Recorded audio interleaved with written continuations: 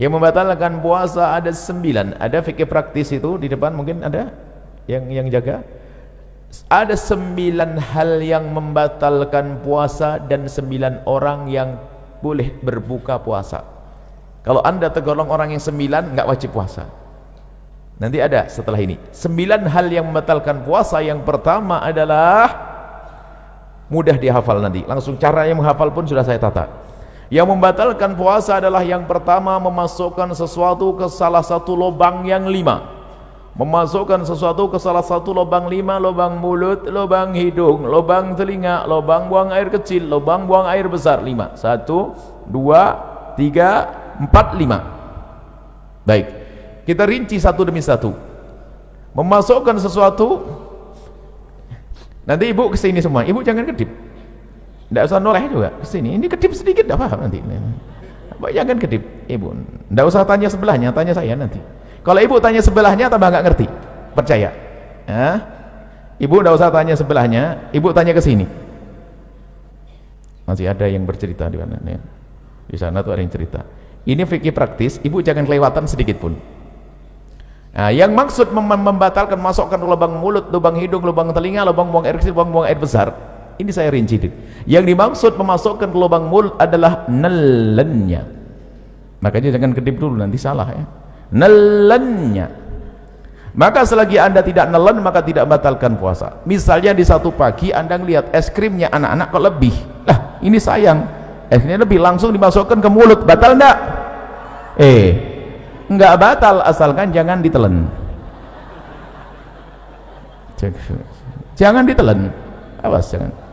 Nggak ada yang berbeda, tanya ulama manapun sama, nggak ada. Nggak batal asalkan jangan di permen masukkan permen. Batal enggak? Nggak batal asalkan jangan ditelen. Sudah selesai. Sebab yang membatalkan nelennya. Tapi makruh, iseng banget ya, tambah sakit hati es krim masukkan mulut siang hari bulan Ramadan. Tapi kita harus paham yang membatalkan makanya kenapa Buya ngomong jangan kedip. Kalau ibu kedip atau ibu noleh ke sebelah habis itu pulang, oh yang membatalkan nelennya saja ya. Iya bener kan, paham, jelas. Pulang ke rumah ditanya sama anaknya, mama nelen ludah gimana ma? Saya tadi ngobrol. Makanya jangan ngobrol kalau ngaji, nggak usah tanya ke tetangganya. Ayo nelen ludah gimana? Kayaknya batal. Ah kok kayaknya, nih bagaimana sih? Harus jelas. Nelen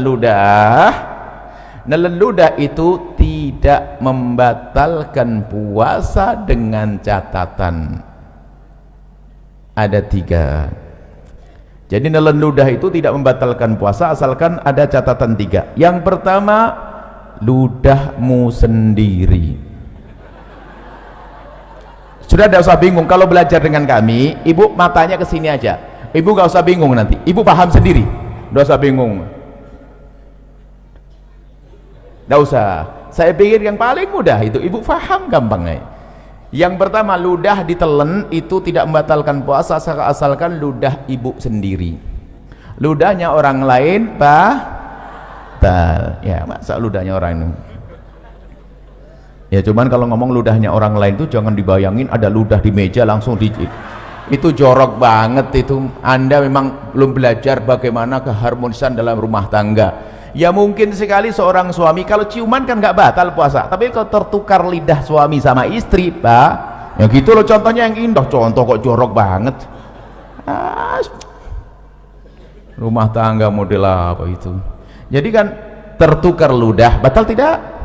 Batal karena bukan ludahnya sendiri. Jadi kalau ludah orang lain batal. Yang kedua, ludah ditelan tidak membatalkan puasa asalkan ludah masih ada di dalam mulutnya. Tapi kalau ludah itu ibu iseng mulai pagi sampai siang dikumpulkan di gelas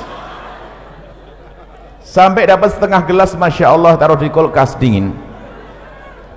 Setelah itu ibu minum di siang hari, batal enggak? Batal karena sudah keluar dari mulut. Kalau sampai enggak faham omongan yang begini, masuk SLB, dibuat yang gampang begini. Makanya jangan olah-olah, sudah saya bikin yang paling gampang. Yang ketiga, ludah itu ditelan tidak membatalkan puasa asalkan ludahnya masih asli, belum bercampur dengan yang lainnya. belum campur sama permen, belum campur sama kopi, belum campur sama es krim. Jelas? Baik, kalau saya punya ludah begini saya telan, tidak batal puasa saya karena ludah masih ada di mulut saya, ludah belum bercampur dengan sesuatu, dan ludah saya sendiri. Selesai? Baik, sudah jelas yang pertama, nggak usah bingung. Berarti kalau ditanya anaknya, ludah batal enggak Mi? Jelas tidak, asalkan begini. Sebab ada orang ditanya, Ustadz, nelan ludah batal enggak? Kayaknya enggak. Kayaknya enggak. Ini fikih apa itu? Nelan enggak setelah itu? Kayaknya enggak ada, harus tidak. Begitu, selesai. Kemudian setelah itu masukkan lubang hidung. Nah, masukkan lubang hidung, memasukkan ke lubang hidung, membatalkan puasa. Langsung ada yang stres. Pengajian paling tidak enak. Kenapa Ibu? Saya punya hobi aduh, ini gimana ini? Nah, makanya kalau ngaji lanjutin, jangan ngobrol, jangan main HP. Ngaji main HP ketinggalan, dengan ngobrol sama Tuhan. Nah, yang dimaksud membatalkan puasa, memasukkan sesuatu ke lubang hidung adalah jika sesuatu itu telah kita masukkan sampai kepada batas yang seandainya yang kita masukkan itu air, kita akan merasakan panasnya gerak bagian atas, ya enggak? Kalau kita masukkan air panas ya bagian atas. Maka kalau kita masukkan sesuatu ke lubang atas sampai bagian atas yang panas, itulah maka batal puasa kita. Tapi kalau kita masukkan sesuatu masih lubang bawah, itu tidak membatalkan puasa. Maka kami sampaikan kepada semuanya kabar gembira bagi yang suka hobi, bahwa ternyata ngupil tidak membatalkan puasa. Selesai. Cuman jangan di depan umum, malulah ya, ditutuplah. Selesai. Paham atau belum? Saya sambung bab wudhu dulu. Wudhu berkumur batal enggak? Ibu kumur, ya Allah, ibu ini baru saatnya belum pindah. Ibu kalau berkumur batal enggak? Mbak, nah, asalkan airnya jangan di gitu aja kok pusing nih, ngapain sih ngajinya bagaimana ini? Saya belum pergi. Kumur sunnah bahkan, bukan. Jadi ibu kalau bulan Ramadan tetap kumur ya, hukumnya sunnah. Coba batal enggak? Berarti omongan saya salah enggak tadi? Masukkan satu ke lubang mulut tidak batal asalkan jangan di selesai. Baru gamblang. Ada ibu yang bengong kok. Kok enggak batal masukin permen ya? Kok enggak batal masukin permen ya? Kok enggak batal? Makanya ngaji yang benar sekarang. Kumur sunnah kok. Baik, kalau kumur biarpun berpuasa. Kemudian saya kasih ilmu lagi. Kalau anda lagi berkumur di bulan Ramadan, kemudian sudah anda buang airnya, maka anda jangan ragu lagi. Biarpun ada rasa dingin-dingin itu dimaafkan. Asalkan waktu anda membuang air kumur tadi, anda buang 100%. Nggak ada yang ditahan sedikit pun. Kalau ada ditahan batal. Tapi dibuang, sisa dingin itu nggak ada masalah. Pasti ada sisa dingin karena apa? Air. Selesai ya? Sama di dalam berwudu istinsak, memasukkan air ke dalam hidung ya sekedarnya, jangan sampai ke derajat tempat yang panah. Itu adalah tidak membatalkan, hukumnya tetap sunnah. Baik, kalau masukkan untuk kumur sunnah, tapi masukkan es krim makruh, tapi sama-sama tidak batal puasa. Masukkan es krim makruh, asalkan jangan ditelan, tidak batal. Masukkan kumur air wudu sunnah. Baik, apa perbedaannya dua-duanya? Kesamaannya sama-sama tidak batal, perbedaannya kalau kecelakaan. Jadi begini Bu, kalau ibu lagi berkumur wudu, tak taunya ada petir jeder begitu kok ketelen, itu rezeki, nggak batal. Karena apa? Ibu menjalankan perintah lalu ketelen. Diperintahkan, sunnah itu kan diperintahkan, paham ya? Tapi masukkan es krim diperintahkan enggak? Nah, berbeda kalau ibu lagi main-main nerapkan ilmu, kata Buya nggak batal masukkan es krim. Baru masukkan es krim, nginjak kucing digigit, ketelen, batal. Main-main ngapain es krim masukin mulut? Jelas ya? Baik, ini yang pertama, masukkan mulut, lubang hidung, selesai. Masukkan suatu ke lubang telinga. Lubang telinga bagian mana sih? Lubang telinga itu bagian dalam. Bagian dalam bagaimana? Bagian dalam lubang telinga itu yang batal kalau kita masukkan sesuatu ke lubang tersebut. Lubang dalam adalah lubang yang tidak bisa dijangkau oleh jari kelingking ini. Tapi kalau masih kelingking begini, ini luar. Kalau anda begini kan gatal, anda korek dengan jemari kelingking, tidak batal. Tapi kalau pakai korok kuping masuk ke dalam, batal. Selesai. Ini dalam madhab kita Imam Asy-Syafi'i radhiyallahu ta'ala anhu. Baik, selesai. Lubang depan, lubang belakang. Mohon maaf, ini majelis mulia, agar tidak dirubah menjadi majelis guyonan, kami himbau kepada para asatidz sekalipun, kalau masuk wilayah-wilayah seperti ini harus waspada. Sebab kalau majelis dijadikan majelis guyonan, akan dicabut berkahnya majelis. Memasukkan suatu ke lubang depan, misalnya seorang laki-laki, mohon maaf, lubang kemaluannya ditetesin air, batal. Atau seorang ibu pakai obat, dimasukkan obat ke dalamnya, obat anti keputihan segala macam, batal.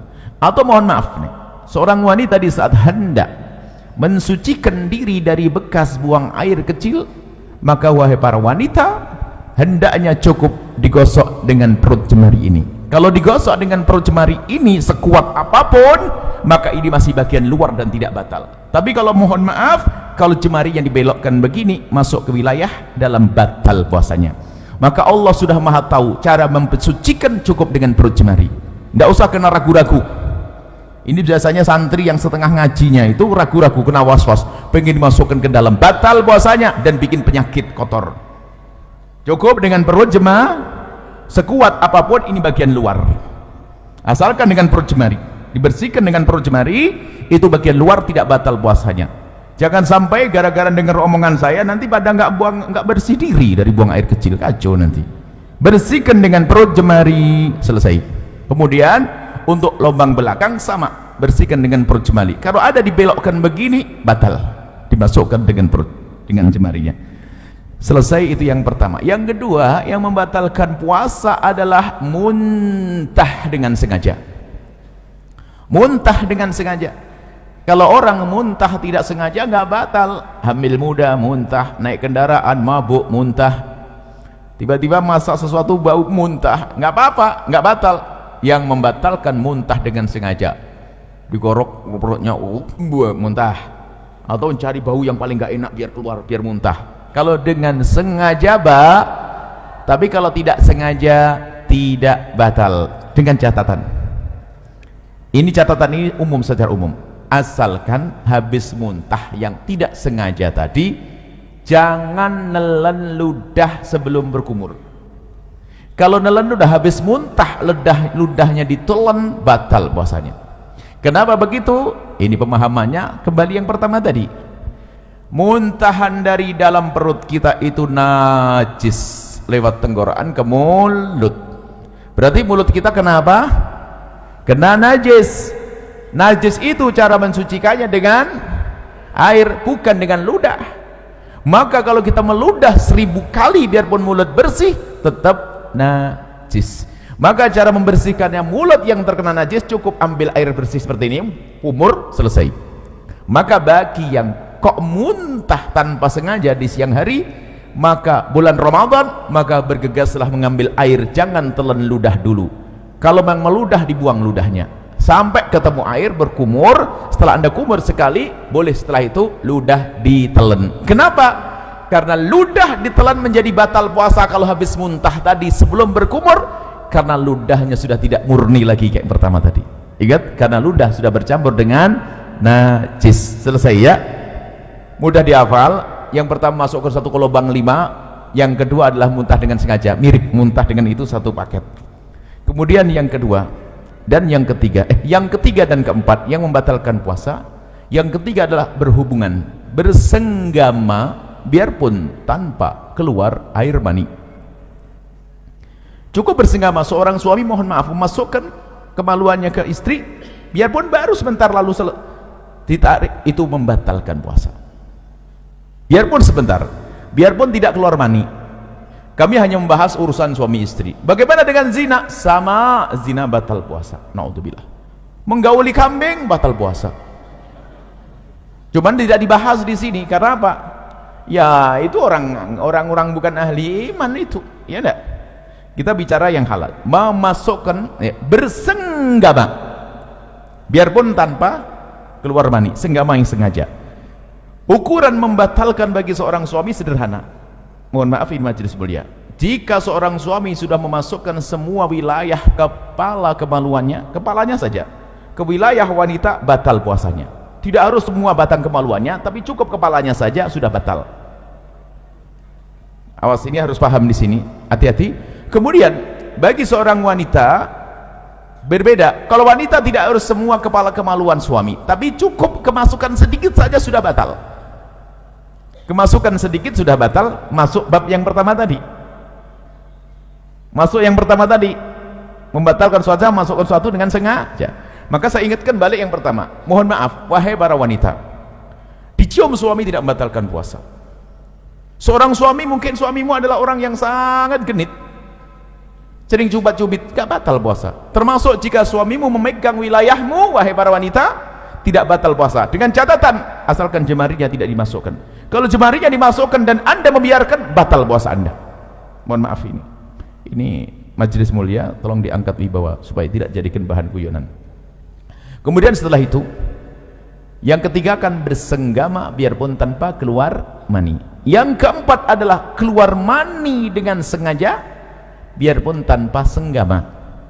Keluar mani dengan sengaja, mohon maaf, naudzubillah, mungkin dengan onani, dengan apa, sengaja mengeluarkan mani, maka batal puasanya. Tapi kalau keluar mani tanpa sengaja, tidak batal puasa. Mungkin seorang lagi tidur di siang hari, ternyata mimpi basah, dilihat ada air mani, maka tidak batal puasanya. Selesai.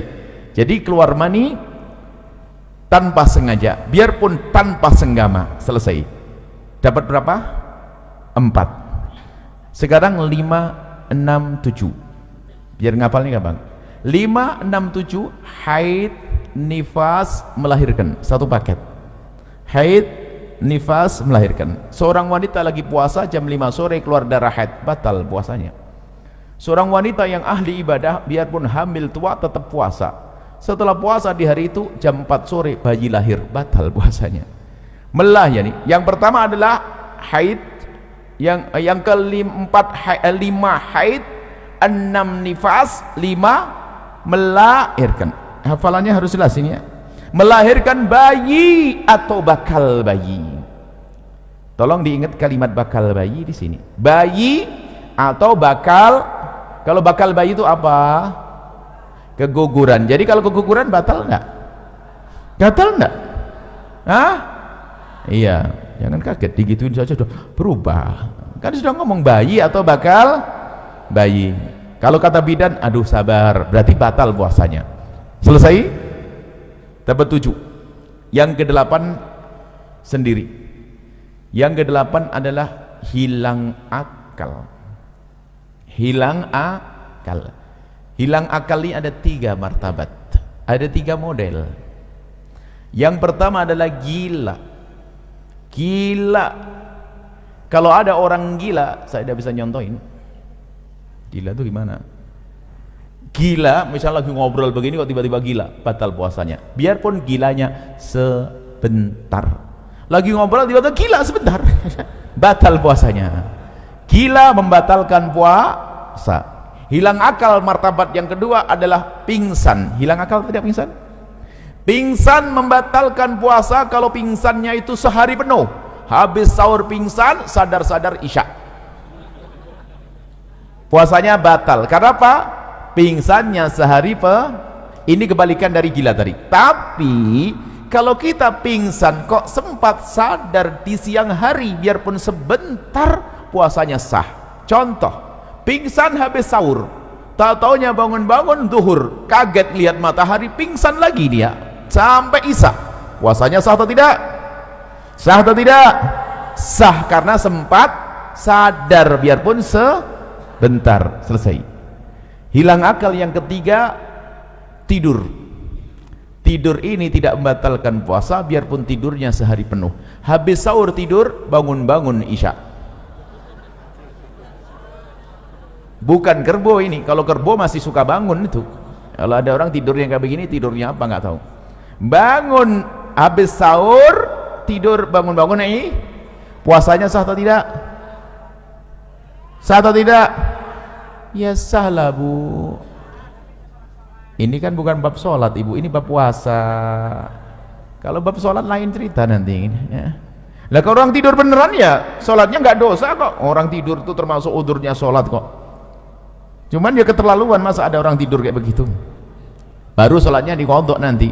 Tapi yang nggak sah itu sengaja, saya mau tidur nggak mau sholat. Nah ini nggak bener. Orang namanya tidur, ada tidur berapa tahun, 350 tahun ada kok, ya kan? Baik, jadi tidur tidak membatalkan puasa. Sama-sama hilang akal ya, harus paham. Hilang akal ada 3 model. Yang ke-9 adalah murtad. Murtad itu misalnya mengatakan Nabi Muhammad bukan Nabi, atau ada Nabi setelah Nabi Muhammad, atau Quran bukan wahyu dari Allah, atau merendahkan syiar, merendahkan adzan, merendahkan puasa, merendahkan haji, merendahkan surga, merendahkan neraka. Itu murtad, keluar dari iman. Kalau orang murtad langsung batal puasanya. Saya urai dari yang pertama, setelah itu jangan mikir lagi setelah itu apa yang membatalkan. Yang membatalkan hanya 9. Yang pertama, masukkan sesuatu ke lubang 5. Kedua, muntah. Seiring ya, muntah huruf usar masih di sini kan, lubang 5 kan sini, 1, 2, 3, 4, 5, muntah masih di sini. Yang kedua muntah. Yang ketiga dan keempat, bersenggama dan keluar mani.